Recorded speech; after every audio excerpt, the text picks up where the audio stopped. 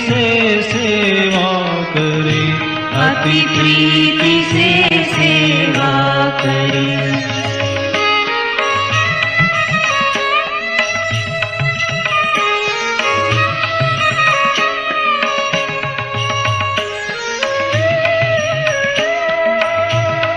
से सेवा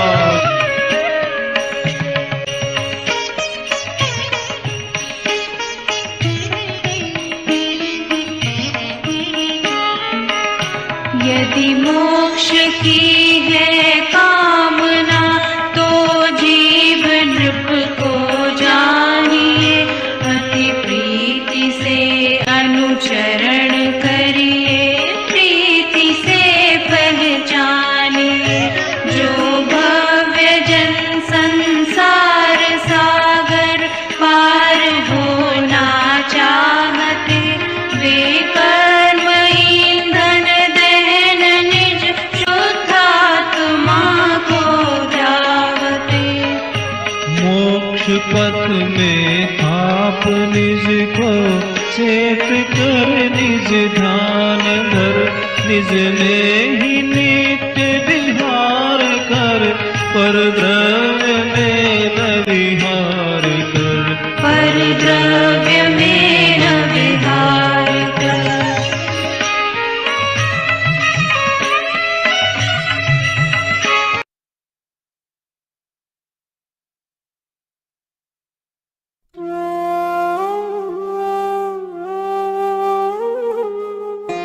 प्रेम भाव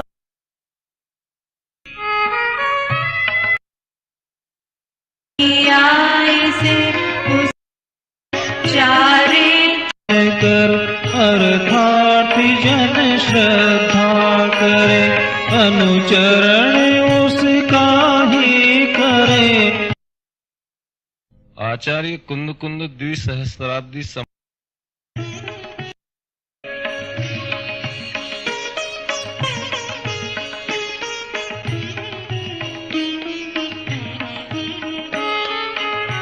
निर्ग्रंथ है, निराग है, निशल्य है, निर्दोष है, निर्माण मद यह आत्मा, निष्काम है, निष्क्रोध है, निर्दंड है, निर्द्वंद है, यह निरालंबी आत्मा, निर्देह है, निर्मूढ़ है, निर्भय निर्मम आत्मा। मैं एक दर्शन ज्ञान में हित शुद्ध हूँ, रूपी नहीं ये अन्य सब पर द्रव्य, किंचित मात्र भी मेरे नहीं, मात्र भी मेरे नहीं।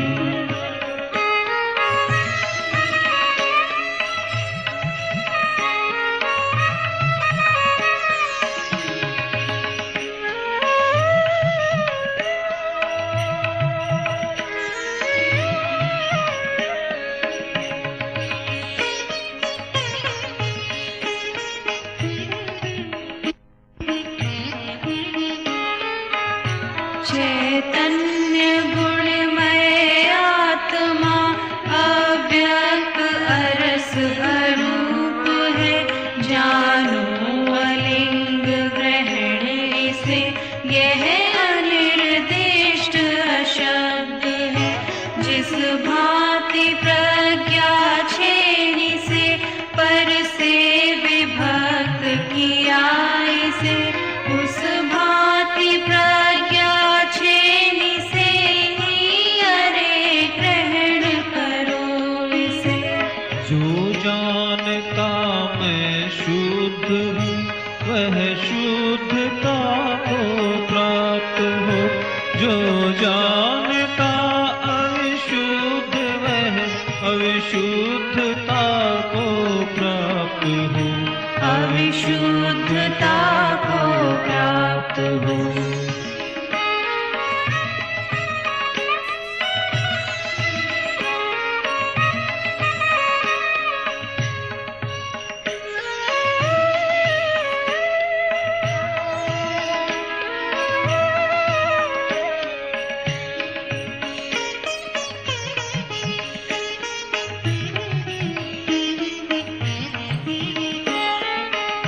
यह आत्मज्ञान प्रमाण है, अज्ञान ज्ञेय प्रमाण है ज्ञेय लोकालोक इस विधि सर्वगत यह ज्ञान है।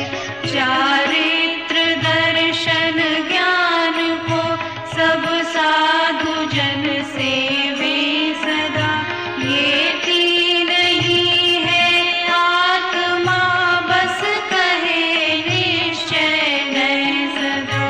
यह नृपति है यह जान कर, अर्थात जन श्रद्धा करे, अनुचरण उसका ही कर।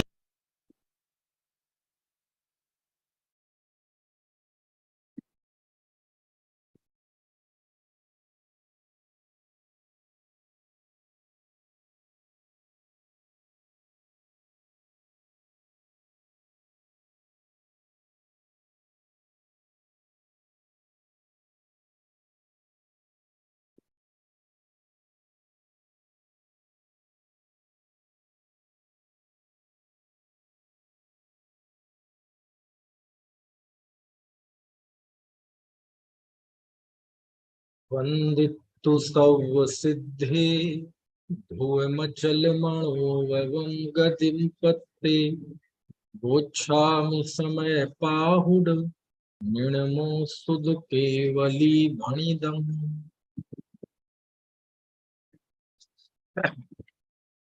कलिकाल सर्वज्ञ आचार्य कुंद कुंडलिनी की महान रचना समय 7, इसके बंद अधिकार पर हमारा स्वाध्याय चल रहा है।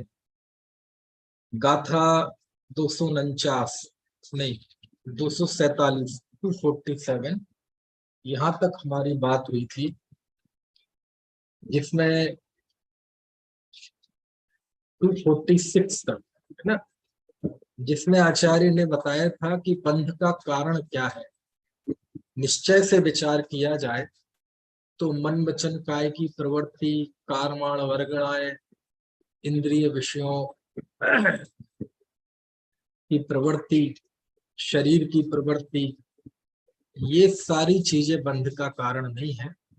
बंध का कारण तो रागादि रूप प्रवृत्ति है, जो जीव की प्रवृत्ति है। यदि रागादि रूप परिणमन करता है तो जीव बंधता है, और रागादि रूप परिणमन नहीं करता है तो नहीं बंधता है। ये बात आचार्य ने कही। अब 246 गाथा के बाद 247 गाथा से हम बात प्रारंभ करते हैं। अब आगे जो चर्चा है वो बहुत जबरदस्त चर्चा है, सरल भी है लेकिन बहुत ही अज्ञानताओं को तोड़ने वाली है बिल्कुल सरल। आगे आचार्य ने जीव के कर्तृत्व पे बहुत गहरी चोट की है। अमृत अवस्था में जीव दूसरे जीवों की हिंसा आदि का कर्ता बनता है। व्रत ले लेता है तो वह जीव की बचाने का कर्ता बन जाता है। यानी ये कर्तापन का भार जीव से नहीं उतारता, ये किसी ना किसी का कर्ता बनता है। पहले जीवों को मारने का कर्ता बनता था, फिर बचाने का कर्ता बनने लगा। पहले झूठ बोलने का कर्ता बनता था, अब सच बोलने का कर्ता बनता है। पहले चोरी करने का कर्ता बनता था, अब चोरी नहीं करने का कर्ता बनता है। पहले परिग्रह रखने का कर्ता बनता था, अब परिग्रह के त्याग का कर्ता बनता है। पहले स्पर्शन इंद्रिय के भोग का कर्ता बनता था, अब भोगों के त्याग का कर्ता बनता है। कहने का आशय ये है कि ये जीव चाहे अशुभ भाव रूप परिणमन करे और चाहे शुभ परिणाम रूप परिणमन करे, यदि वह अज्ञानी है तो वो करता हुए बना नहीं रहता। और सारे संसार में जो आकुलता है वो यही है कि मैं किसी को मारता हूं या कोई मुझे मारता है, मैं किसी को बचाता हूं या कोई मुझे बचाता है, मैं किसी को सुखी दुखी करता हूं, कोई मुझे सुखी दुखी करता है। यदि जीव आत्म मूल्यांकन करे तो जीव की सारी ऊर्जा इन्हीं विकल्पों में जाया होती है, इन्हीं विकल्पों में उसकी ऊर्जा खत्म हो जाती है। तो अब आचार्य यहाँ कहते हैं, देखो क्या लिखते हैं, 247वीं गाथा पढ़ते हैं। जो मन्नदि हिंसामिय हिंसिज्जामिय परे हि सत्ते हि स्तो मूढ़ो अन्नानि नानी एतो दुविपरीदो। देखो क्या कहते हैं, जो मन्नदि, जो मतलब जो पुरुष, चूंकि यहाँ जीव की बात है ना, तो जो कहते ही पुद्गल आदि 5 द्रव्यों की बात तो है नहीं, जीव की बात है। और जो कहते ही सब नहीं, कौन, तो वो बताते हैं कौन। जो मन्नदि मानता है, क्या मानता है, हिंसामिया, हिंसामी, मैं हिंसा करता हूं, यानी मैं किसी जीव को मारता। जो मन्नदि हिंसामी, मैं हिंसा करता हूं, या और हिंसित जामी या परे ही सत्ते ही, और परे ही सत्ते ही, सत्य मतलब जीव, दूसरे पर, परे ही सत्ते ही मतलब पर जीवों के द्वारा, हिंसित जामी, पर जीवों के द्वारा मैं मारा जाता। ठीक है, मैं परजीव की हिंसा करता हूं और परजीव मेरी हिंसा करते हैं। ऐसा जो मानता है, जो मन्नदि ऐसा जो मानता है, सो वह मूढ़ो, वह मूढ़ है। और इतने में आचार्य को तसल्ली नहीं हुई, अन्नाणी, वह अज्ञानी है, वह मूढ़ है यानी मोही है, मिथ्या दृष्टि है और अज्ञानी। ठीक है, तो ये 1.5 पंक्ति आपको समझ में आ गई। जो मन्नदि हिंसामीय हिंसिज्जामिया परे ही सत्ते ही, जो ये मानता है कि मैं किसी जीव को मारता हूं या कोई जीव मुझे मारते हैं, तो वह मूढ़ो अन्नाणी, वह मूढ़ है, अज्ञानी है, वह मिथ्या दृष्टि है, अज्ञानी है। समझ में है ना। और एतोदु विपरीदो, किंतु एतो, इससे, विपरीदो, जो विपरीत होता है, णाणी, वह ज्ञानी होता है। तो यानी इस मान्यता से जो विपरीत होता है वो ज्ञानी होता है। मतलब ज्ञानी ये नहीं मानता कि मैं किसी को मारता हूं या कोई मुझे मारता है। समझ में आया ना। तो देखो 1.5 लाइन में अज्ञानी को बताया, तो आधी पंक्ति में ज्ञानी को बताया, क्योंकि अज्ञानी का संसार बड़ा है। ये संसार चतुर्गति परिभ्रमण तो अज्ञान से चलता है। समझ में आया ना। सम्यक ज्ञानी की दुनिया तो बहुत छोटी है, और सम्यक ज्ञानी तो मोक्ष चला जाता है, तो अनंत काल उस सिद्ध शिला में रहता है। ये सारे संसार का चक्कर तो अज्ञानी का है। तो 1.5 लाइन में आचार्य ने अज्ञानी को स्वरूप बताया कि जो ये मानता है कि मैं किसी को मारता हूं या मैं किसी को बचाता हूं, वह अज्ञानी है, मिथ्या दृष्टि। समझ में आया है। यानी ना तो कोई पाप का करता है और ना तो कोई व्रतों का करता है, ना जीव अव्रत का करता है ना व्रत का करता है। यदि मैं किसी जीव को मारूं और मैं सोचूं मैंने मारा, ये भी अज्ञान है। यदि किसी को मैंने बचाया, मैंने बचाया, ये अज्ञान है। कोई मुझे मार सकता है, ये भी अज्ञान है ना। और कोई किसी के द्वारा मैं मारा जा सकता हूँ, ये, यानी मारने और बचाने की व्यवस्था संसार में, इस, है ना, सृष्टि में है। समझ में आया ना। तो कहते तो कि मैंने मारा, मैंने बचाया। शास्त्रों में भी आप जाएंगे तो प्रथमान योग में आपको लिखा नहीं मिलेगा कि लक्ष्मण ने राम को मारा। समझ में आए ना। उन राजा ने उनको मारा, उनके उपदेश से उन्हें सम्यक की प्राप्ति हुई। ये बाहर के निमित्त कारणों के कथन तो आते हैं, बोले हाँ आते हैं, वो सब व्यवहार है, उपचरित व्यवहार, बहुत ही स्थूल व्यवहार है वो। वह व्यवहार है, कहने का है, कहने में कोई बुराई नहीं है। लेकिन कहने के साथ यदि आप पारमार्थिक तौर पे यही मान लेंगे कि किसी के जीवन मरण सुख दुख का करता कोई दूसरा व्यक्ति है, तो ये मूर्खता है, ये अज्ञान है। समझ में आया? अब आप समझ सकते हैं कि कितना कठिन है ये रास्ता। सारी दुनिया तो कहती है ना, महावीर का क्या संदेश, जियो और जीने, कहती कि नहीं? यहाँ कुंद कुंद देव कह रहे हैं कोई किसी को मार ही नहीं सकता। मैं किसी को मारता हूं या कोई मुझे मारता है, आगे बचाने की भी बात आएगी, वह मूर्ख है, अज्ञानी है, वह मिथ्या दृष्टि है। तो फिर कहते क्यों है जियो और जीने दो? अब एक सामान्य है ना, अहिंसा की बात है, स्थूल अहिंसा की बात है ना, ऐसा है। अरे वो भी वास्तव में उसको भी गहराई से विचार किया जाए तो उसमें भी निश्चय व्यवहार का वर्णन है। जियो मतलब अपने चैतन्य प्राणों में जियो, यानी अपने आत्मा में रहो, ये निश्चय। और बाहर में जीने दो, दया धर्म। एक आत्म धर्म, एक जीव की दया रूपी धर्म। ये निश्चय और व्यवहार है। जियो, जियो अपने आत्मा में जियो, लेकिन आत्मा में नहीं रह पाओगे और दूसरी तरफ देखोगे तो भैया दूसरे जीवों को भी जीने दो, मतलब दया करुणा। एक निश्चय धर्म और एक व्यवहार धर्म। खैर यहाँ तक जाने की जरूरत नहीं है। यहाँ तो आचार्य कह रहे कोई किसी को मारता ही नहीं। अब प्रश्न ये है कि यदि कोई किसी को नहीं मारता तो मृत्यु तो एक कार्य है ना भाई। दूसरी जगह आप जाओगे तो कोई ये भी कह देगा कोई किसी को मारता बचाता नहीं है। क्यों नहीं मारता बचाता? अरे भैया तो गाना भी चलता है, मारने वाला है भगवान, बचाने वाला है भगवान। समझ में आया?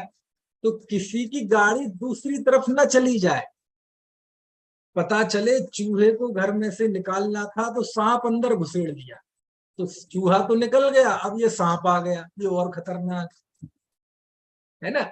तो यदि इस कर्तावाद को निकालेंगे और ईश्वर कर्तृत्व अंदर में घुसेड़ दिया तो और बड़ा पहाड़ आ गया। तो अब आगे की दो गाथाओं में आचार्य ये बताते हैं कि यदि मैं किसी को मारता नहीं हूं या कोई मुझे मारता नहीं है तो फिर हकीकत क्या है, फिर वास्तविकता क्या है?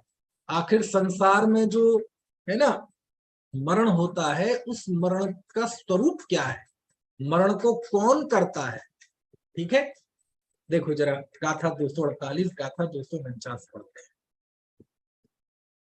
आयुक्षैर्मरणं जीवाणं जिणवरेहि पण्णत्तम् आउम्लहरेसि तुमं कहते मरणं कदम ते सिंह। आउक्षैर्मरणं जीवाणं जिणवरेहि पण्णत्तम् आउम्लहरन्ति तुहं कहते मरणं कदम ते हिम। देखो क्या बात है। अब देखो, अब बताते हैं वस्तु का स्वरूप। आउक्षैण मरणम, मरण कैसे होता है? आयु के क्षय से मरण होता है। समझ में आया ना? आयुक्षैण मरणम जीवाणम, जीवों का मरण आयु के क्षय से होता है। ये बात कौन कह रहा है? जिणवरे ही पण्णत्तम, ऐसा जिन वरेंद्रों ने बताया है, ऐसा जिन वरेंद्रों ने ये प्रूवित किया है ना। क्योंकि आचार्य कुंद कुंद देव हर जगह किसको उपस्थित करते हैं? जिनेन्द्र परमात्मा को उपस्थित करते हैं। क्योंकि ये वाणी किसकी है? जिनेन्द्र देव की वाणी। ना ये महावीर की वाणी है, ना आदिनाथ की वाणी है, ना सीमंदर परमात्मा की वाणी है। किसकी वाणी है? जिनेन्द्र की वाणी। समझ में आया ना? तो आचार्य कहते हैं जिनेन्द्र भगवान ये कहते हैं, और एक नहीं कह रहे हैं, जिणवरे ही, जिनेन्द्र देवों ने, जिनेन्द्र देव ऐसा कहते हैं कि आयु के क्षय से मरण होता है। जीवों का मरण आयु कर्म के क्षय से होता है। समझ में आया ना? आपने अभी पिछले समय के कुछ व्याख्यान बाहर जो हुए, अभी दीवानगंज में भी हुए थे, इसके पहले मुंबई गया था, और यदि आपने किसी में से सुने होंगे तो एक शब्द मेरे व्याख्यानों में बहुत आया, और वो है सिस्टम। कौन सा शब्द है? सिस्टम। जिनवाणी में आचार्य सिस्टम बताते हैं किसी चीज का। क्यों? अब आपसे पूछा जाए कि क्यों जी, मेरा मरण कैसे होगा, पिछले जन्म में मेरा मरण कैसे हुआ था, उसके पिछले जन्म में मेरा मरण कैसे हुआ था, उसके पिछले जन्म में मेरा मरण कैसे हुआ था। अब ऐसे अनंतों जन्म हुए, हर जन्म के मरण का कोई बाहर में अलग अलग कारण है ना। कभी व्यक्ति हार्ट फेल से मरा, कभी श्वास रुकने से मरा, कभी रक्त क्षय से मरा, कभी जीवों के काटने से मरा, है ना, कभी गिरने से मरा, कभी एक्सीडेंट से मरा, कभी बंदूक की गोली से मरा। मतलब अब एक एक जन्म का देखोगे तो बाहर कारण तो आपके जीवन निकल जाएगा, तब भी नहीं जान सकते। उसको जानने के लिए तो आपको केवल ज्ञानी होना पड़ेगा, और एक जीव का नहीं, ऐसे अनंत जीव है, कैसे जानोगे आप। और भूतकाल नहीं, भविष्य के भी भाव हो सकते हैं, वो कैसे मरण होगा। लेकिन जिनवाणी ऐसे एक जीव के एक उसकी बात नहीं करती मुख्य तौर पर। वो तो प्रथमान योग में कभी जाएंगे तो विशिष्ट महापुरुषों की घटनाओं का वर्णन होता है। जिनवाणी तो आपको एक सिस्टम बताती है। क्या बताती है? एक सिस्टम बताती है, और वो सिस्टम का ज्ञान ही है वस्तु स्वरूप का ज्ञान। समझ में आया ना? जैसे ये मोबाइल है, ये ओप्पो का मोबाइल है। आपने देखा होगा, आप कहीं जाएं, दुकान पे लिखा रहता है कि यहाँ सभी कंपनी के मोबाइल सुधारे जाते हैं। अब मैं आपसे पूछता हूं, वो जो दुकानदार है वो सारी कंपनियों की मोबाइल सुधार लेता है? बोले हाँ, सुधार तो लेता है। अच्छा, क्या उसने संसार की सारी कंपनियों के मोबाइल को खोल खोल के देखा है? दुनिया में जो करोड़ों की तादाद में मोबाइल है, उन सबको उसने खोल खोल के देखा है क्या? देखा तो नहीं है सबको। लेकिन कितने आत्मविश्वास से कहता है कि मैं दुनिया के कोई भी मोबाइल आ जाए मैं उसे सुधार। क्यों सुधार दूंगा? क्योंकि मैंने सिस्टम को जान लिया है मोबाइल के, कि मोबाइल के अंदर फंक्शन कैसे होते हैं, काम कैसे करते हैं। ये स्पीकर है, ये ब्लूटूथ है ना, ये कॉलिंग होती है, मदरबोर्ड है। यानी उसने जब वो सिस्टम को जान लिया तो बोले कोई भी मोबाइल उस सिस्टम से बाहर थोड़ी है। समझ में है ना? यानी उसने करोड़ों मोबाइल को हाथ भी नहीं लगाया। यहाँ से 7 समंदर पार किसी व्यक्ति के हाथ में मोबाइल है, उसने उस मोबाइल को छुआ नहीं, देखा नहीं, लेकिन उसके सामने आएगा तो वो सुधार देगा। क्यों सुधार देगा? उसने एक सिस्टम को जान लिया, और सिस्टम को जान लिया मतलब सारी दुनिया के मोबाइल को जान लिया। और ये हर चीज में है। डॉक्टर है, अब एक कोई आंख का डॉक्टर है, तो उसने सारी दुनिया के मनुष्यों की आंखें थोड़ी देखी। आप जाए बोले आंख का ऑपरेशन कराना है, तो बोले आपकी आंखें देखता हूं, मैं खोल के देखूंगा आपकी आंखें ठीक होने लायक है कि नहीं, ऐसा कहता है? नहीं नहीं, वो सब मनुष्यों की आंखें एक सी ही होती है, उसमें एक सिस्टम काम करता है। आंख क्या? हार्ट है ना, लीवर, किडनी, शरीर के हर फंक्शन का एक सिस्टम, जो सिस्टम जान लेता है। अब दुनिया का कोई भी जाति का, कोई भी धर्म का, है ना, गरीब अमीर, भारत का कहीं का भी आ जाए, वह उसका इलाज कर देगा। भले वह उसको जाने चाहे नहीं जाने, नाम भी नहीं जाने, जाति भी नहीं जाने। क्यों? उसने बॉडी के उस पार्ट का, जिसका वो विशेषज्ञ है, उसका उसने सिस्टम जान लिया। समझ में आया ना? ऐसे ही होता है। आपने देखा होगा पुराने जमाने में, आज भी होते हैं, वैदराज होते थे, और नाड़ी देखकर ये उसने 3 उंगलियां ली और ये नाड़ी पर रखी, और नाड़ी पर ये 3 उंगलियां रखते हुए वो पूरी उसकी कुंडली बता देता था। आज के डॉक्टर का तो सब कुछ जांच पर आधारित है। आप जाएंगे कुछ भी नहीं होगा, ऐसे ही चले जाओ आप मजाक मजाक में कि साहब 2-4 दिन से बहुत वीकनेस थी है, तो वो दवाइयां देगा और बोले ये जांच कराओ, पता चले 5-7 हजार की जांच हो जाए। तो आज तो हर चीज जांच पे है ना, ब्लड रिपोर्ट है ना, MRI है, स्कैन है, और दुनिया भर की जांच है, समझ में आया। लेकिन पुराने जमाने में कुछ नहीं था, एक वैदराज होता था, वो उंगली रखता था इस नाड़ी पे और पूरी कुंडली बता देता था। आज के डॉक्टर को जाके तो आपको बताना पड़ता है कि मुझे ये तकलीफ है, मुझे ये तकलीफ है। पहले का वैद्य यदि आपको, हमारे गांव में एक वैदराज थे, यदि आपने जाके अपनी ओर से बताने लगे कुछ तो वो नाराज हो जाते थे, तुम ही कर लो अब इलाज। तो वो बोलने नहीं देते थे आपको, बोले तुम क्यों बताओगे, हम बताएंगे तुम्हें क्या तकलीफ है। तो वो ऐसी उन्होंने नाड़ी पे उंगलियां रखी और वो बताते थे, पेट में तकलीफ है, बोले हाँ जी है, मरूड़ हो रही है, हाँ जी है, ऐसे सब बताते थे। तो कहने का आशा ये है, अब देखो कितना सिस्टम, यानी कुछ नहीं है, ये 3 उंगलियां हैं, 3 उंगलियां इस नाड़ी पर रखी जाती हैं और नाड़ी की जो फड़कन है उस फड़कन से वो सारी कुंडली बता देते हैं आपके स्वास्थ्य की। अब बताओ उसमें क्या जानते होंगे, अब लेकिन जानते हैं, क्यों, सिस्टम है। 3 उंगलियों में फड़कन कौन सी उंगली पे आ रही है ना, मिडिल फिंगर पे आ रही है, इंडेक्स फिंगर पे आ रही है, रिंग फिंगर पे आ रही है, कैसी आ रही है, नॉर्मल आ रही है, तेज आ रही है, इन सबसे वो सिस्टम जानते थे और बता देते थे। अब उसके लिए जरूरी नहीं है वो मनुष्य कौन सी जाति का, कौन से धर्म का, कौन से देश का, कहीं का भी हो, सारे मनुष्यों के शरीर का यही सिस्टम है। तो ये सारी दुनिया एक सिस्टम से चलती है, सारी दुनिया का जो जो विषय के विशेषज्ञ हैं वो सारी दुनिया को नहीं जानते, वह एक सिस्टम को जान लेते हैं, समझ में आया। कुंद आचार्य भी कहते हैं, कुंद आचार्य से जाके पूछो कि आचार्य देव, है ना, जैसे हमारी भारतीय राजनीति में, इतिहास में कई सारे अनुत्तरित प्रश्न हैं जिनका जवाब आज तक नहीं मिला और अनेक लोग इस पे साजिश की बू मानते हैं, लगा मतलब उनको साजिश की बू आती है। बोले जैसे, बोले लाल बहादुर शास्त्री की मौत कैसे हुई, समझ में आया।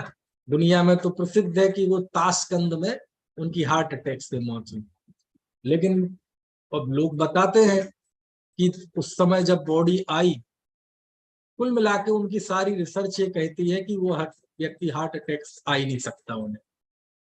सुभाष चंद्र बोस की मौत कैसे हुई आज भी रहस्य है, समझ में आया ना। अब आचार्य कुंद देव के पास जाओ कि हे आचार्य देव, सुभाष चंद्र बोस की मौत कैसे हुई। हालांकि कुंद देव के समय पे ये थे नहीं, केवल समझने के लिए हम ऐसी बात करते हैं। शास्त्री जी की मौत कैसे हुई, तो आचार्य कुंद कहते देखो, हर जन्म में हर पर्याय की मौत का बाहर कारण तो अलग अलग होता है और उससे मौत होती भी है, नहीं भी होती है। बोले उसकी गोली लगने से मौत हुई, बोले गोली लगने से कभी मौत होती भी है और नहीं भी होती, समझ में आया ना। वो गिर गया, कभी कभार गिरने से मौत होती भी और नहीं भी होती। अब उसका तो हम कुछ बता ही नहीं सकते, उसका तो कोई नियम ही नहीं है, समझ में आया। कोई व्यक्ति 10 मंजिल से गिर के बच जाता है और कोई फिसल के मर जाता है, किसी को 6-6, 10-10 गोलियां शरीर में लग जाए बच जाता है और कोई जरा सी ठोकर से मर जाता है। तो हम बाहर की चीजों से कोई नियम तो नहीं बना सकते ना, कोई सिस्टम तो नहीं बना सकते ना, कोई हमारे मन में कोई इमेज, कोई चित्र, कोई स्वरूप तो स्पष्ट नहीं हो सकता ना कि इससे मरते हैं। तो बोले इसकी तो कथा अनंत है, इसको तो जानने के लिए आपको केवल ज्ञानी होना पड़ेगा, और केवल ज्ञानी होने के बावजूद भी बाहर की चीज से आप मृत्यु का कोई सिस्टम नहीं बना सकते। सिस्टम नहीं बना सकते मतलब है ही नहीं ऐसा सिस्टम, समझ में आ रही है बात की नहीं। क्यों, सामने वाला गाली देगा तो गाली देने से आपको गुस्सा आएगा, बोले आता भी और नहीं भी आता, कोई सिस्टम ही नहीं, समझ में आ रही बात की नहीं है।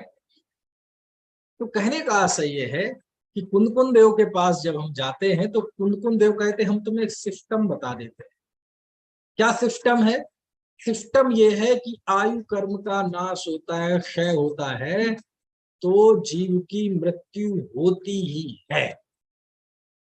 जब भी होगी आयु कर्म के क्षय से भी होगी, जिसकी भी होगी आयु कर्म के क्षय से ही होगी, जहां भी होगी आयु कर्म के क्षय से भी होगी, और दूसरा कोई नियामक कारण नहीं है। यानी आयु कर्म के क्षय का और मरण का नियम है, ये सिस्टम है, इसको खंडित नहीं किया जा सकता।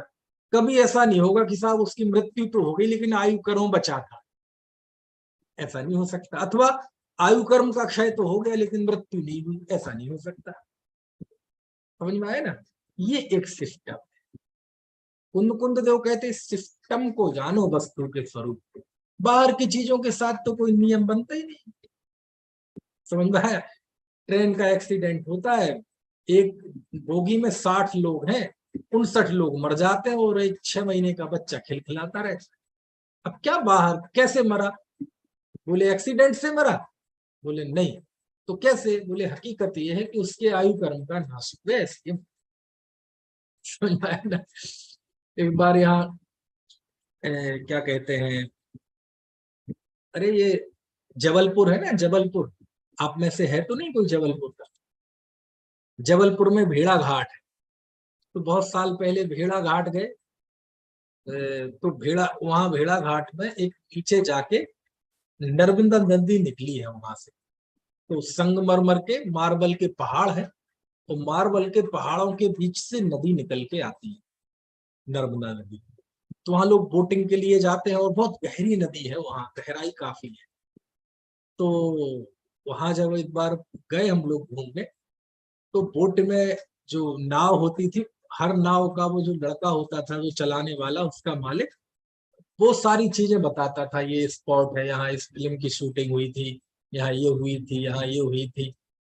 तो बताता है यहाँ 2 ही काम से आते हैं लोग, या तो लोग नौका विहार करने के लिए आते हैं, यानी घूमने के लिए, नौका विहार मतलब बोटिंग करने के लिए, या फिर मरने के लिए आते हैं। समझ में आए ना, बहुत सारे बोले युगल यहाँ आत्महत्या करने आते हैं और ऊपर से कूदते हो, गहराई इतनी है कि आप बच नहीं सकते। तो वो ही बताता है।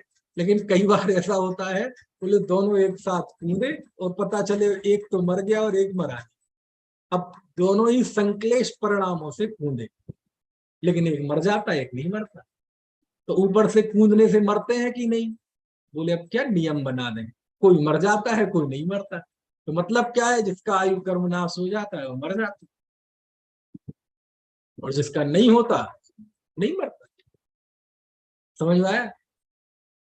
कहने का आशय ये है कि आचार्य कहते हैं ये सब बाहर की चीजें व्यवहार, इससे मृत्यु का सुनिश्चय नहीं होगा, है ना। इसमें तो आपको हर एक का अलग अलग गणित देखना पड़ेगा।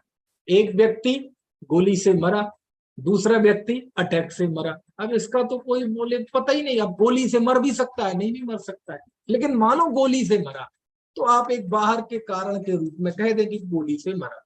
लेकिन ये गोली से मरा, ये बात सब जीवों के मरण पर लागू नहीं होगी, उसी जीव के मरण पर लागू, और उस जीव के मरण पर भी पिछले जन्मों पे लागू नहीं होगी, अगले जन्म पे लागू नहीं होगी, केवल उस जन्म पे लागू होगी। तो वो जो बता रहा है बाहर का संयोग, वो तो केवल इतना सा है, एक छोटी सी कंडीशन है।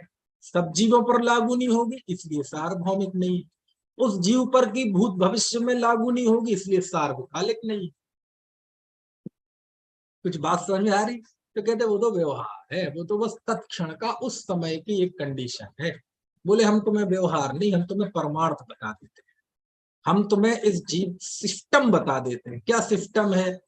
3 लोग 3 काल में जब भी किसी का मरण होगा तो आयु कर्म के क्षय से, इसको कोई नहीं काट सकता, इसका खंडन कोई नहीं कर सकता, इसका कोई अपवाद नहीं है, और ये निश्चय न है। व्यवहार ने व्यवहार का तो निषेध कर दिया, ये कौन सा न है? निश्चय न। अब आप कहेंगे मरण में निश्चय कैसे हो गया? अरे वही था ना, जैसे बंध में निश्चय व्यवहार लागू किया था, ऐसे ये मरण में निश्चय व्यवहार होता है। तो निश्चय से तो मरण होता ही नहीं है। हाँ, यदि मुद्दा आत्मा होता तो हम कहते कि मरण तो व्यवहार है, निश्चय से तो आत्मा का जीवन मरण होता ही नहीं है। लेकिन यहाँ आत्मा मुद्दा नहीं है, यहाँ विषय है मरण, तो मरण के निश्चय व्यवहार अलग तरीके से होंगे। ये जीव कैसे मरा, रावण की मौत कैसे हुई, लक्ष्मण ने मारा, ये व्यवहार है। और आयु कर्म के क्षय से मरता है कोई जीव, ये निश्चय है। अब शास्त्रों में व्यवहार के भी कथन है और निश्चय के भी कथन है, बस हमें समझने की जरूरत होती है कि कहाँ व्यवहार की अपेक्षा है, कहाँ निश्चय की अपेक्षा है। समझ में, शास्त्रों में कथन तो सब आ जाएंगे, है ना, ऐसा है। और आप देखेंगे तो जिनागम में सिस्टम ही तो बताया जाता है। देखो जैसे मैं आपको बताऊं, हम 12 भावना पढ़ते हैं, ठीक है। 12 भावना का पहला छंद बोलना क्या है, भूधरदास जी वाली 12 भावना। राजा राणा क्षत्रपति हाथन के असवार, मरना सबको एक दिन अपनी अपनी बार। क्या अर्थ है इसका, राजा हो, राणा हो, क्षत्रपति हो, हाथी पे सवार करने वाले हो, कोई भी हो दुनिया में, चूंकि सब जन्म लेते हैं, तो ऐसे सब प्राणी जो जन्म लेते हैं संसारी हैं, उनकी मृत्यु होती ही है। राजा राणा क्षत्रपति हाथिन के असवार, मरना सबको, सब मरेंगे, ये एक सत्य है। कब मरेंगे, एक ना एक दिन मरेंगे, दूसरा सत्य है। और तीसरा सत्य, अपनी अपनी बार मरेंगे, जिसकी जब मौत सुनिश्चित होगी तभी मरेंगे।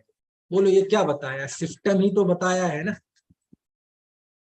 ये जो अनित्य भावना बताई, इसमें सिस्टम ही तो बताया है ना एक, कि भाई जिसका जन्म होता है मरण भी उसका होता ही है, ये स्वभाव है। जहां सृजन होता है वहां विध्वंस होता है, संयोग होता है, वियोग होता है, तो सिस्टम है। और जैसे जन्म का एक समय है, ऐसे ही मरण का भी एक समय है, ये सिस्टम है। तो आप देखेंगे 12 भावना में भी सिस्टम ही बताया है। अगली भावना देखो, दल बल देवी देवता मात पिता परिवार, मरती बिरिया जीव को न राखन, है ना। दल बल देवी देवता माता पिता परिवार, मृत्यु के समय कोई बचा नहीं सकता, ये क्या है, सिस्टम है। यानी मृत्यु जब आती है तो अवश्यम भावी है, वो होके ही रहती है, कोई बचा नहीं सकता। ये क्या बताया है, ये 12 भावना में सिस्टम बताया है कि ये स्वरूप है, इसमें कोई शिकायत की बात नहीं है, इसमें कोई रोने गाने की बात नहीं है, इसमें कोई बुरा मानने की बात नहीं है। तो मरने की बात ना करो, हमारे यहाँ तो मरने से ही बात शुरू होती है, समझ में है ना, 12 भावना में। तो ये क्या है, बोले तो उल्लास की बात है। यदि हमने ये जान लिया तो समझ लो हमने सिस्टम को जान लिया। कर लो दुनिया मुट्ठी में, समझ लो सारी दुनिया मुट्ठी में कर ली। आप अकेला अवतरे मरे अकेलो होए, यो कब हूं इस जीव को साथी सगा ना कोई। व्यक्ति अकेला मरता है, अकेला जन्म लेता है, इस संसार में उसका कोई भी सगा साथी नहीं है। क्यों जी, ये कोई शिकायत की बात है, सिस्टम है, सही सिस्टम है। दाम बिना निर्धन दुखी, तृष्णा बस धनवान, कहूं ना सुख संसार में शब्द जग देखो छान। यदि किसी के पास पैसा नहीं है तो उससे दुखी रहता है, किसी के पैसा है तो वो तृष्णा से दुखी रहता है। ये क्या है, बोले सिस्टम है, संसार का स्वरूप है। कुछ बात समझ में आ रही नहीं?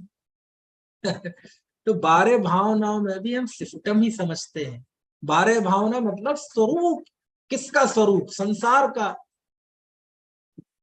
कुछ बात समझ में आए, ऐसा है। तो कहने का आशय ये है, ऐसे ही कुंद कुंद देव यहाँ सिस्टम बता रहे हैं।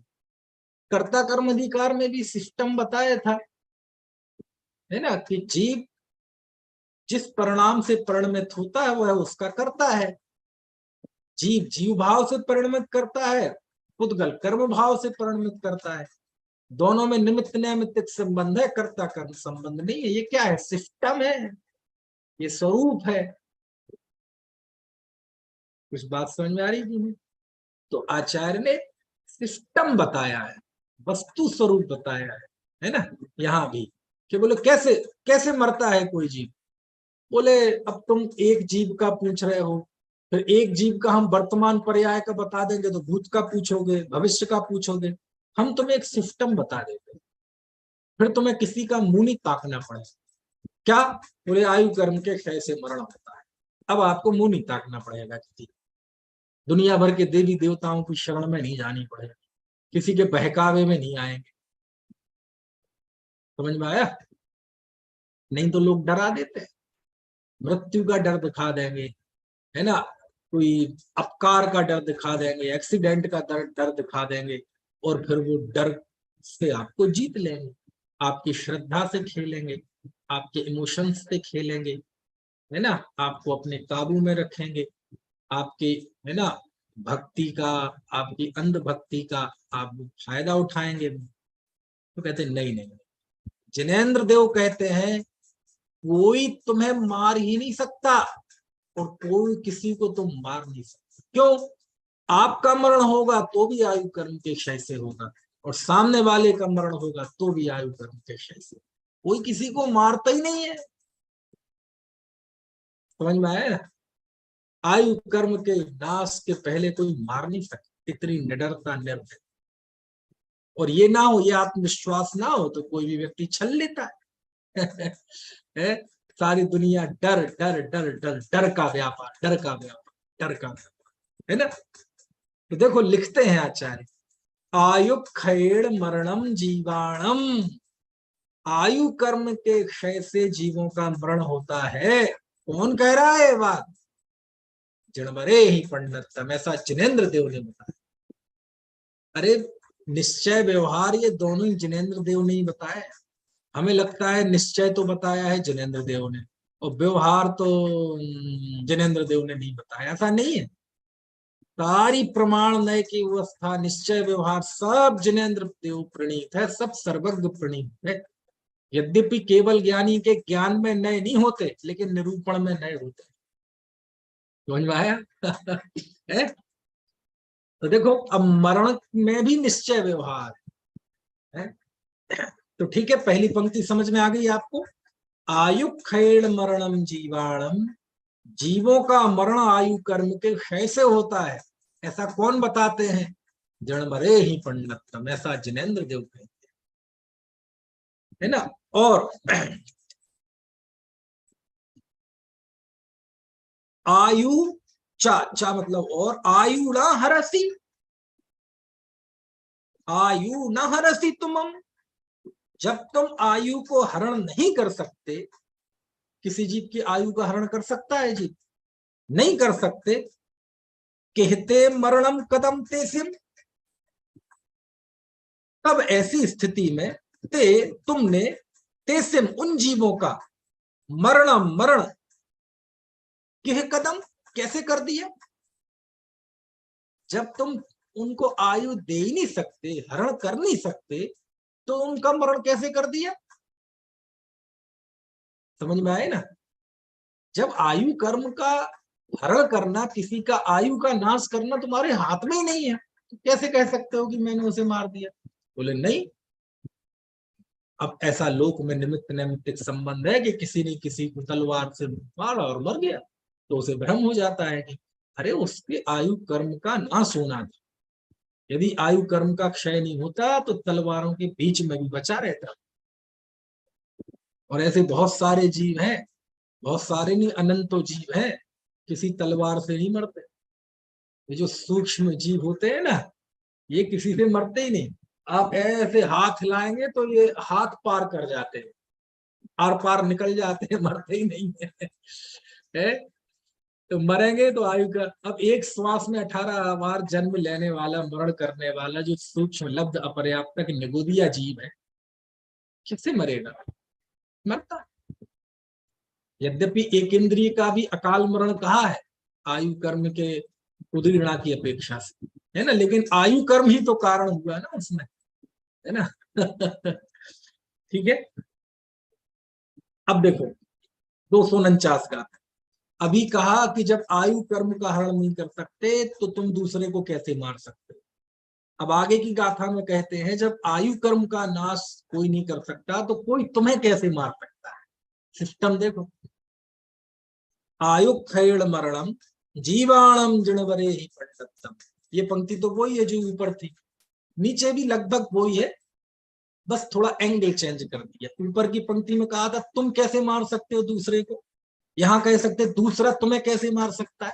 दोनों तरफ से बात, क्योंकि इसमें आया था ना, जो मैं किसी को मारता हूं या कोई मुझे मारता है वह मूर्ख है, अज्ञानी है। तो दोनों ओर से बात करते हैं। आयु हरंती तो हम, तेरा आयु कर्म कोई नहीं हर सकता। कहते मरणम कदम ते हैं, तो वे तुम्हारा मरण कैसे कर सकते हैं। समझ गए आप, दोनों तरफ से बात। मतलब क्या हुआ, अर्थ क्या निकला कि बोले सीधी सी बात है कि आयु कर्म के क्षय से मरण होता है, चाहे आपका हो और चाहे सामने वाले।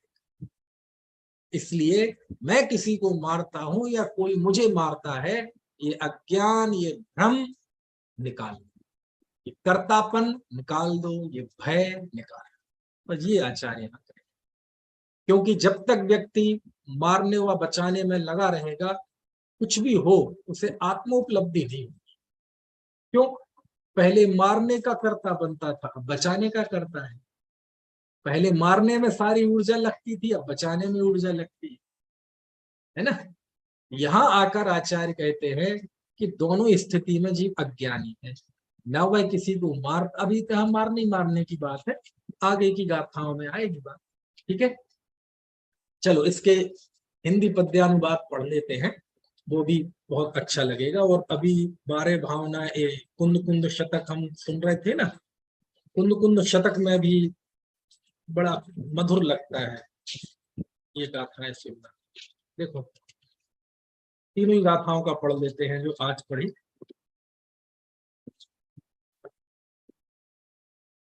मैं मारता हूं अन्य को या मुझे मारे अन्य जन, यह मान्यता अज्ञान है जिन वर कहेंगे भव्य जन। निज आयुषय से मरण हो यह बात जिन वर ने कही, तुम मार कैसे सकोगे जब आयु हर सकते नहीं। निज आयुषय से मरण हो यह बात जिन वर ने कही, बेमरण कैसे करें तब जब आयु हर सकते नहीं।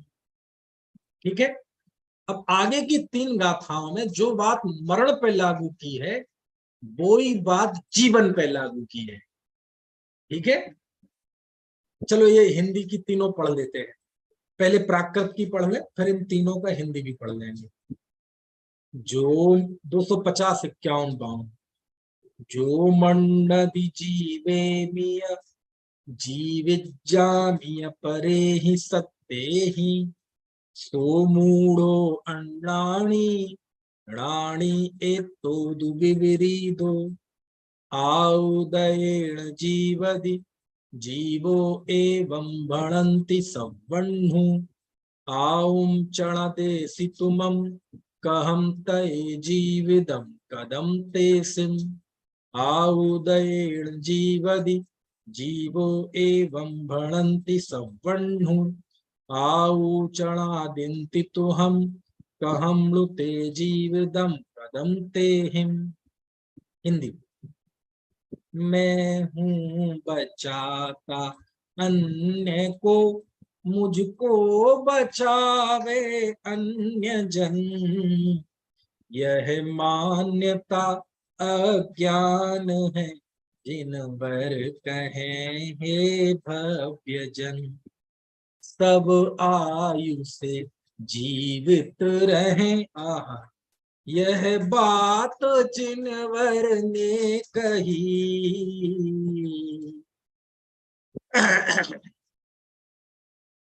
जीवित रखोगे किस तरह जब आयु दे सकते नहीं, तब आयु से जीवित रहे, यह बात जिनवर ने कही, कैसे बचावें बे तुझे जब आयु दे सकते नहीं।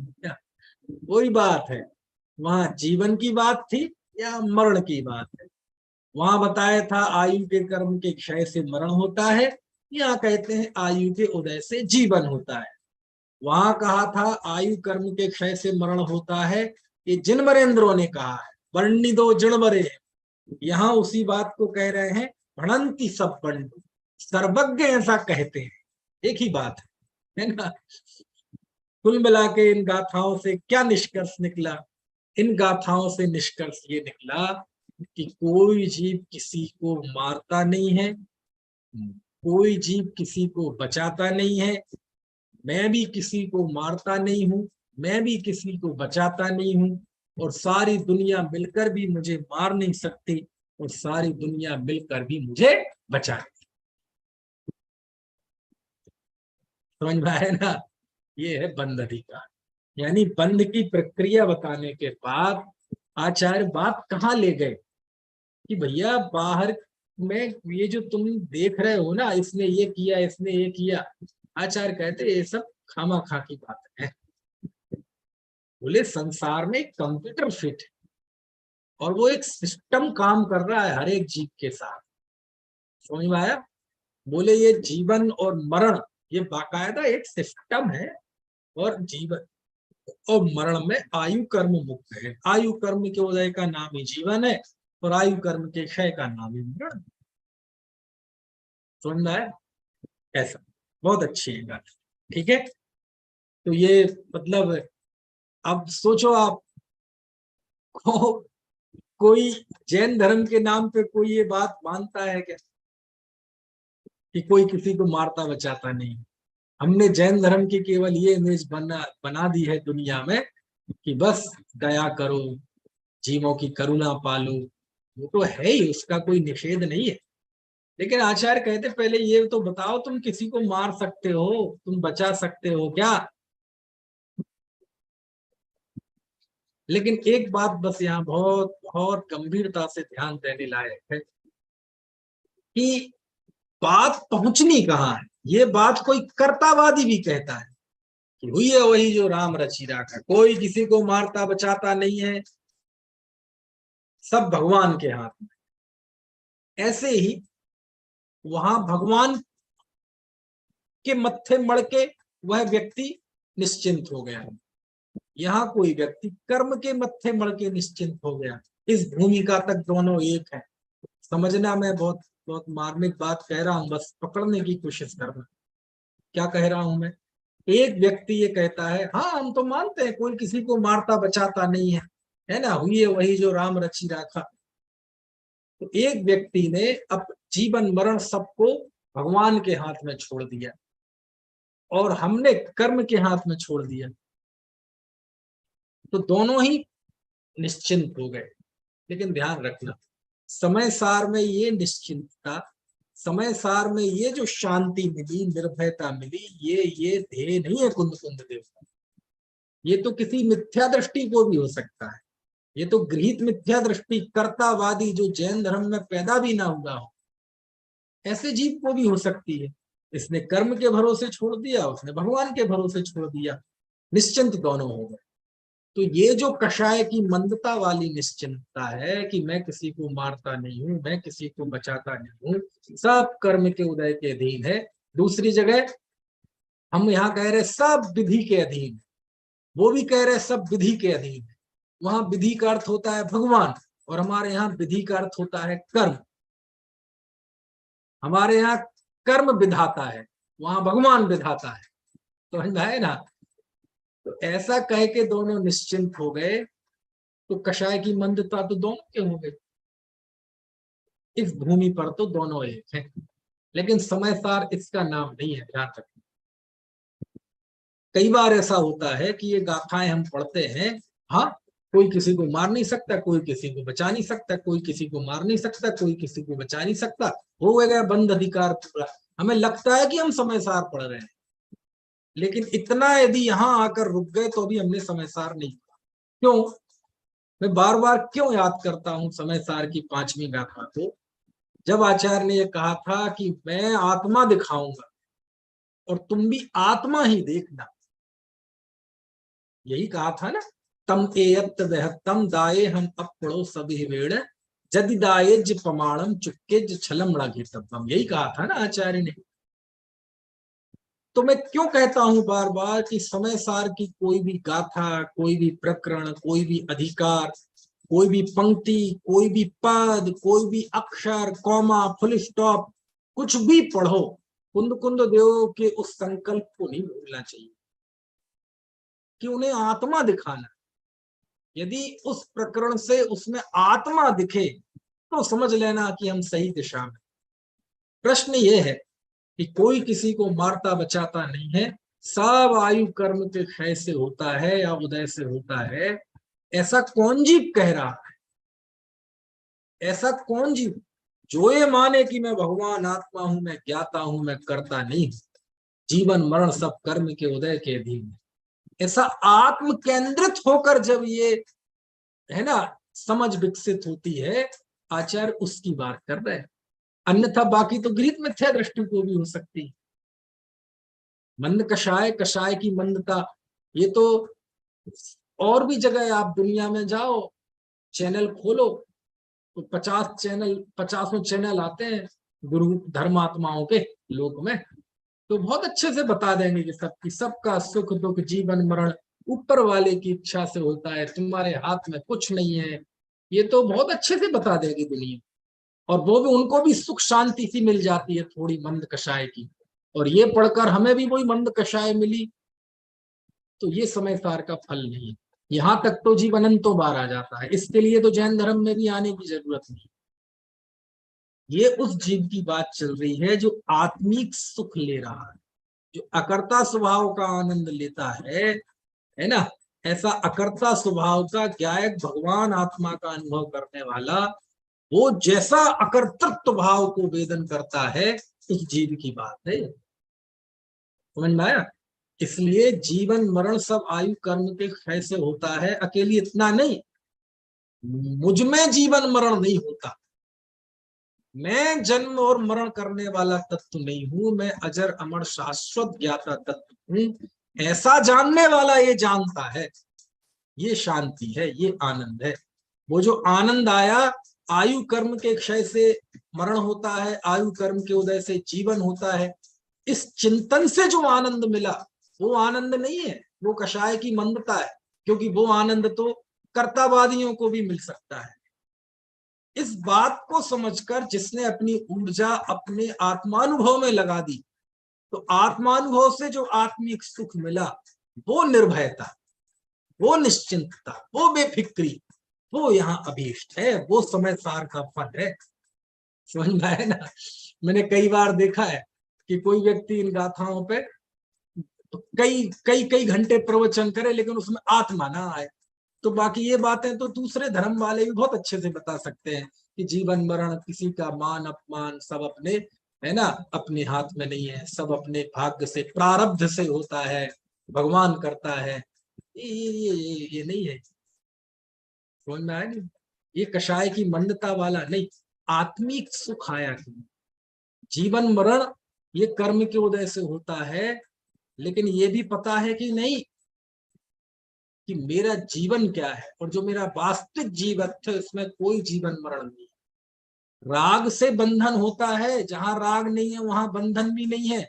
ये बंध की प्रक्रिया तो समझ में आ गई, लेकिन ये तो सिद्धांत में भी समझा दी। समय सार में तो ये अभीष्ट है कि मैं चूंकि राग रूप परिणमित नहीं होता, इसलिए मुझे बंधन भी नहीं होता। ये अपना निर्बंध अबंध स्वभाव स्वीकृत है कि नहीं, वो जाना तो वो बंध अधिकार का फल है। कुछ बात समझ में आ रही कि नहीं? बंध अधिकार में अबंध दिखना चाहिए। समय सार के बंधन के कथन में और बाकी आगम के बंधन के कथन में यही तो फर्क है। सिद्धांत में जाते हैं तो बंधन की चर्चा सुनकर बंधन दिखता है, और समय सार में बंधन का कथन होते हैं तो अबंध आत्मा दिखता है। समय सार का बंधन का कथन भूतार्थ नय है, भूतार्थ से जाने हुए 9 तत्व सम्यक दर्शन है 13वीं गाथा, इसलिए तो उसका भी अभिनंदन करते हैं। अथ प्रविशति बंधा, समझ में आए ना? ये बहुत महत्वपूर्ण बात है। ये जो बात आ रही है आयु कर्म अभी सुख दुख सबकी बात आएगी, लेकिन इसका अर्थ क्या है? इससे ये नहीं निकालना कि हम यही जीवन मरण का ही अर्थ सिद्धांत। जो व्यक्ति आत्मस्थ होता है, जो आत्मा को जानता है, वास्तविक अपने चैतन्य जीवन को जानता है, तो उसके लिए बाहर का जीवन मरण ये एक नाटक है। क्या नाटक है? बोले ये तो अपने कर्म के उदय और क्षय के अनुसार होता है, मेरा ना जीवन होता है ना मेरा मरण होता है। ऐसे अपनी आत्म केंद्रित होकर जब इस बात को ग्रहण करता है तो वो सच्चा। अकेले इस बात को ही ग्रहण करता रहे तो दृष्टि तो बाहर ही रही है। अभी पहले ये मानता था कि ये इसको मारता है इसको बचाता है, अब ये मानता है कि कर्म मारता है कर्म बचाता है। मैं मरता नहीं, मुझे है ना, मैं अजन्मा अविनाशी तत्व हूं, ये बात तो अनुभव में नहीं आई ना, जिसका संकल्प कुंद कुंद देव लेके आए हैं कि मैं एकत्व भक्त आत्मा दिखाऊंगा, और मैं दिखाऊं तो उसे स्वानुभव से प्रमाण कर लेना। वो कहाँ आया? तो आपको फर्क समझ में आया कि नहीं? इसलिए इस प्रकरण में भी बात केवल अभी चूंकि अब एक गाथा में तो सारी बातें आनी जाएंगी, ये प्रकरण के पहले ही मैं ये बात स्पष्ट कर देना चाहता हूं कि यहाँ जन्म मरण की बात करने का उद्देश्य, बंधन की प्रक्रिया बताने का उद्देश्य ये नहीं है कि आचार्य को बंधन बताना है, जीवन मरण का कोई सिस्टम बताना है। उस सिस्टम बताने के साथ आचार्य को ये भी बताना है कि जीवन मरण सब कर्म के अधीन है और मेरा जीवन मरण होता नहीं है। जिसका जीवन मरण होता है वो मैं नहीं हूं, और जो मैं हूं उसका जीवन मरण नहीं होता है। जो बंधन करता है वह राग है, चूंकि मुझ में राग नहीं है इसलिए मुझ में बंधन भी नहीं है। आत्मस्थ होके, आत्म केंद्रित होके इस बात को समझना है, तब समय सार है। नहीं तो ये बातें तो और धर्मों में भी खूब मिल जाएंगी। समझ में आया ना? है, देखो जैसे आपको बताऊं, एक बार ऐसी कहानी आती है, देखो मरण पर लिख लो कहानी। एक तोता था, वो बैठा था। अब कहानियां हैं, कहानी में पात्रांतर नहीं देखे जाते, हर कहानी का एक उद्देश्य होता है, वो उद्देश्य प्रमुख होता है। पहले पंचतंत्र की कहानी आती थी, कुत्ता ने बिल्ली से कहा, शेर ने बंदर से कहा। अब वहां कहा थोड़ी, बस बात बतानी है ना? तो बोले एक तोता था, तो यमराज निकले, और यमराज ने तोते को देखा तो यमराज मुस्कुराए। अब भाई यमराज अपन को देख के मुस्कुरा जाए तो ये तो बड़ी टेंशन की बात हो गई ना, चिंता। अब यमराज तो चले गए, अब ये चिंता में बैठा था। अरे यार, यमराज देख के मुस्कुरा दिया, लगता है मेरा काम तमाम होने वाला है। वहां से नारद जी निकले। नारद जी ने पूछा, क्यों भाई तोताराम, क्या बात है, बहुत चिंता में हो? बोले महाराज क्यों ना हो चिंता, वो यमराज जी निकले थे, वो मुझे देखकर मुस्कुराए, तो मैं तो भैया मुझे चिंता हो रही कि अब तो लगता है मेरी मृत्यु का समय आता। बोले अच्छा चलो तुम हमारे साथ चलो, हम तुम्हें ऐसी सुरक्षित जगह छोड़ के आएंगे कि कोई तुम्हें मार ही नहीं सकता। तो बोले अच्छा जी। तो वो नारद जी के साथ चला गया, हजारों किलोमीटर दूर हिमालय की सबसे ऊंची चोटी पर एक गुफा में छोड़ा है। बोले यहां तुम्हें कोई मार ही नहीं सकता। 10 मिनट बाद वो मर गया तोता। अब नारद जी ने गए यमराज के पास कि यमराज जी एक बात बताओ, तुम तोते को देख के मुस्कुराए क्यों थे? बोले हम इसलिए मुस्कुराए थे कि 10 मिनट बाद इसे मरना है, और इसे मरना है यहाँ से हजारों किलोमीटर दूर, वहां हिमालय की एक चोटी की गुफा में। मैं ये सोच रहा था कि ये वहां जाएगा कैसे 10 मिनट में, पहुंचेगा कैसे। तो ये सब बातें तो सब जगह मिल जाएंगी। देखो जहां जिसको मरना है वो मरेगा, कोई बचा नहीं सकता। भाग्य की लो आप। एक बार शंकर जी व पार्वती जी ऊपर से जा रहे थे, नीचे एक ब्राह्मण था, वो बहुत गरीब था, गरीबी में जीवन जी रहा था, बेचारे के पास खाने को ही मुश्किल से मिलती थी रोटी। तो शंकर जी से पार्वती जी बोले, बोले देखो बेचारा गरीब ब्राह्मण तुम्हारा नाम जपता रुकता है, चलो इसका कुछ भला करो। बोले नहीं नहीं नहीं, चलो चलो उसके भाग्य में नहीं है सुख। बोले नहीं नहीं नहीं नहीं, अब स्त्री हट, स्त्री हट के सामने तो बड़े बड़े। तो बोले मैं कह रहा हूं उसके भाग्य में नहीं है सुख, जो भी हो आप तो चलो। बोले मानोगे नहीं तुम, चले गए। तो उनसे कहा, अब वो गरीब ब्राह्मण था, उसकी पत्नी थी और उसका बच्चा था। बोले चलो तीनों लोग एक एक वर मांग लो। तो बोले चलो, पत्नी से कहा महिला से पहले तुम मांग लो। तो उसने सोचा यार रुपए पैसे धन जायदाद तो ये लोग मांग लेंगे, आप तो है भगवान मुझे बढ़िया बिल्कुल अप्सरा जैसा सुंदर बना दो। मैं कहा तथास्तु, बन गए। अब पति से पूछा तुम अपना वर मांग लो, उसे गुस्सा आ गया। बोले बताओ हम तो इतनी गरीबी में जिंदगी निकाल रहे हैं, इसे दया नहीं आ रही, अपने पति पे मरा जा रहा है, इसे रूप सुंदर बनने की पड़ी है। उसने गुस्से में कहा भगवान इसे सुअर बना दो। सुअर नहीं, सुकरी बना दो। उन्होंने कहा तथास्तु, तो सुकरी बन गई। अब बेटे से पूछा भाई तेरी अपनी इच्छा बता। बोले मेरी माँ को मेरी माँ बना दो। तथास्तु, उसे माँ बन गई दोबारा। अब चल, मैंने तुमसे कहा था ना इनके भाग्य में नहीं है, मानती नहीं मानती नहीं। देखो तीनों ही को वरदान मिले थे, बेकार चले गए ना, चलो यहाँ से। तो ये सब बातें जीवन मरण होनहार ये वो, ये सारी बातें तो दुनिया के सब धर्मों में सब जगह मिल जाती है ना। बात तो ये है कि ये सारी बातें कहाँ से निकलती हैं। समय सार में ये बातें आत्म केंद्रित जीव के निकलती हैं। आत्मस्थ जीव को दुनिया नाटक लगती है, आत्मस्थ जीव को जीवन मरण सब पुद्गल की क्रिया लगती है। समझ में आया ना। यानी समय सार आत्मा से ही बात शुरू होती है और आत्मा पे ही जाके बात पूरी होती है।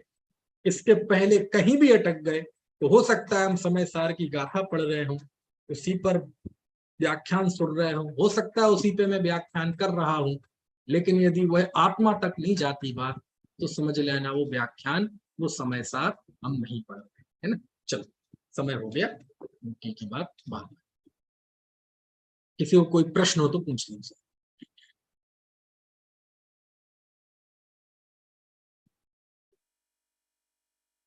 मैं आपको अनम्यूट करता हूं, यदि हो तो ठीक है, नहीं है तो और कल बात करेंगे। नहीं है, चलो। अनंत धर्मणस्तत्त्वं पश्यन्ति प्रत्यगात्मनः अनेकान्तमयी मूर्तिर्नित्यमेव प्रकाशति।